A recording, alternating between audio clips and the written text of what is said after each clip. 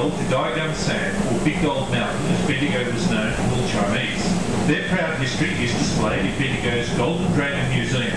Here, you can view the famous Chinese dragons, including Lung, the world's oldest, and Sunlung, the world's longest imperial dragons. Sunlung is a spectacular highlight of the annual Easter Fair procession.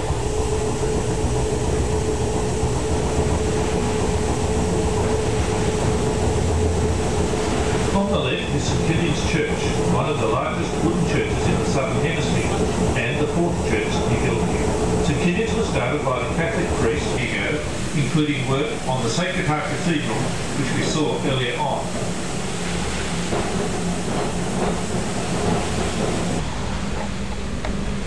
We're now turning into Tramways Avenue, ready to visit the Bendigo Tramways depot and workshop. The depot was opened to traffic in 1903. Today, we can observe a fleet of over 40 trams, with as many as 20 or more on display at this depot, the earliest dating back to 1890. All these trams still work, so please don't touch any of the controls or bells. Please be aware that smoking is prohibited within the depot buildings and yard. If you have any questions, just ask our driver. Before getting off here, please wait for directions from the tram crew.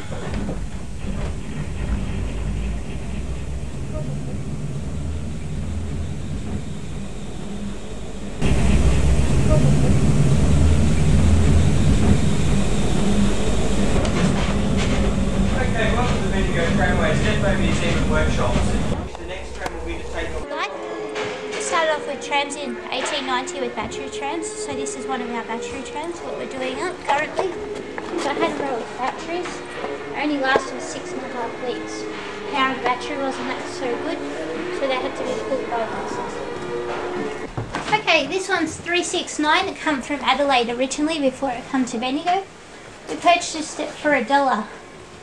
A lot of dollars on top of that for the towing expenses to come from Adelaide to here, which I think it was about $23,000 just to carry this long tram.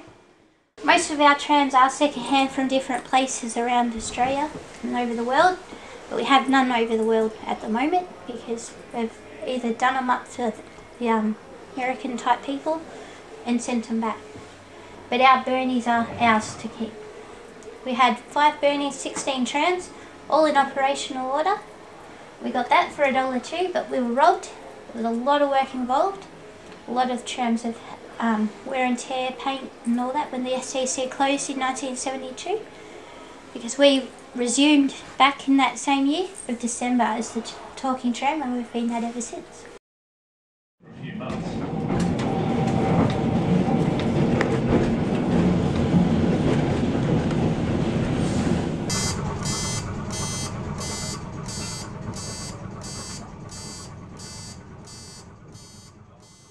On the left-hand side was the absolute tram terminus. They put this line in here in 1941.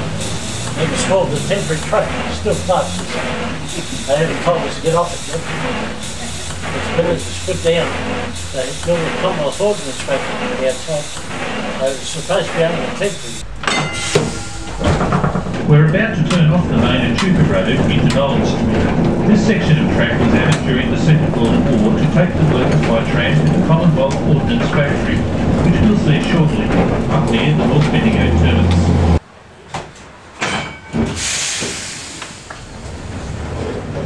Welcome aboard to anyone who has just joined us. On the skyline to our left, the factories you can see are built on Bendigo's famous White Hills. In the 1850s, the White Hills were rich with gold and known to just about every digger in Australia.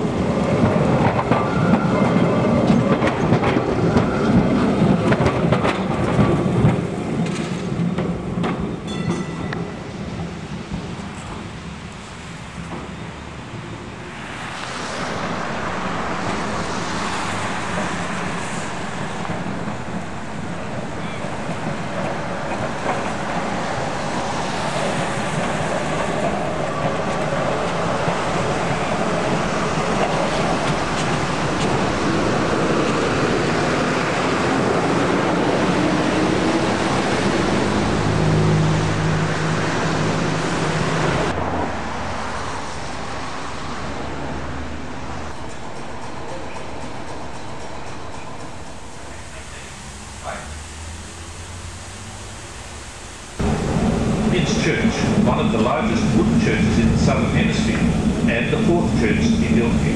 St Killian's was started by the Catholic priest, Reverend Dr. Henry Backus, who lies buried here in the enclosure just inside the fence. He arrived in Victoria from Germany in 1852.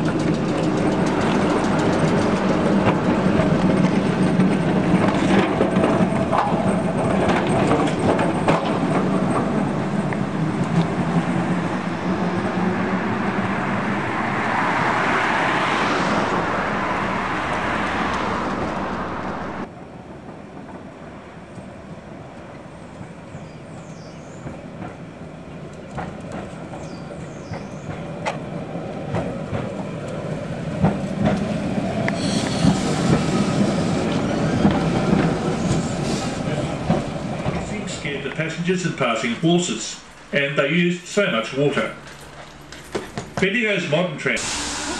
These ran a continuous 18-hour daily service with good patronage, though they occasionally left the rails.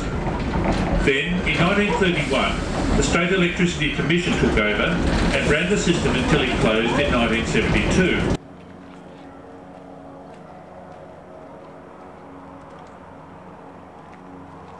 Laden with fresh produce, were a familiar sight around Bendigo.